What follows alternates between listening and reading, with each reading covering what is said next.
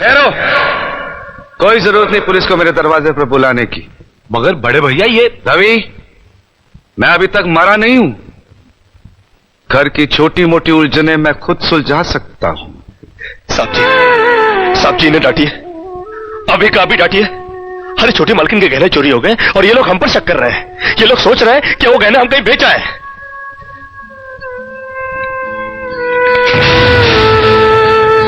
बाकी के रुपए कहां है कृष्णा? क्या क्या पूछा आपने साहब जी? मैं पूछ रहा हूं कि बाकी के रुपए कहां है? ये आप पूछ रहे हैं साहब जी अपने कृष्णा से? देखो कृष्णा, गलती हर इंसान से होती है। तुम मुझे सही सही बता दो कि गहने तुमने कहां बेचे, मैं तुम्हें कुछ नहीं कहूंगा। अब कहने के लिए बाकी क्या है साहब जी?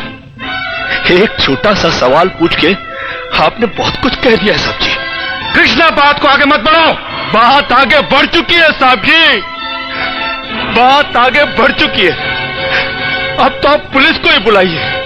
वो जब हमें कुत्ते की तरह मार मार के हमसे पूछेगी ना, अब तो हम तभी बताएंगे कि हम गहने कहां बेच कर आए साहब जी। मत कहो मुझे साहब जी। इसी साहब जी की इज्जत आज तुमने मिट्टी में मिला दी। क्या कुछ नहीं किया था मैंने तुम्हारे लिए, उसका मुझे तुमने ये बतला दिया। अरे भैया ये क्या? अरे हट जाओ ज्योति। जिस दिन मेरी फैक्ट्री जलकर राख हो गई थी और मैं बर्बाद हो गया था, मुझे उतना दुख नहीं हुआ था कृष्णा जितना आज हुआ जब तुमने इस घर में चोरी की है। साहब जी, बचपन में जब हमारे माँ बाप मर गए थे ना और हम अनाथ हो गए थे ना, तब भी हमें इतना दुख नहीं हुआ था जितना दुख हमें आज हुआ है जब आपने हमें चोर कहा साहब जी। आपने हमें चोर कैसे कहा साहब जी? और ज्यादा सफाई देने की जरूरत नहीं है। दूर हो जा, मेरी नजरों से दूर हो जा। निकल जा इस घर से।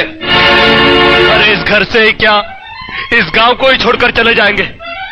अरे मुझ जनात का क्या है, काट लेंगे अपनी जिंदगी कहीं भी। इतने साल इस घर में बेफिक्री से ये समझकर काट लिए कि साहब जी का हाथ है हमारे सर पर। हमको क्या है परवाह किसी बात की, मगर नहीं, अब हम जान गए कि इस दुनिया में अनाथ का कोई नहीं होता। हम जा रहे हैं साहब जी और इस घर में कभी नहीं आएंगे। अभी निकल जा।